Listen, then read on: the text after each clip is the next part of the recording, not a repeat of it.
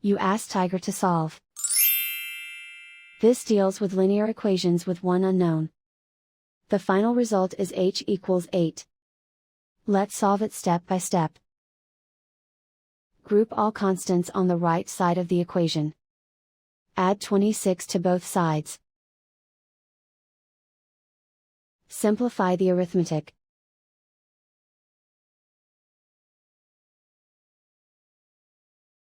Isolate the h. Divide both sides by 8. Simplify the fraction.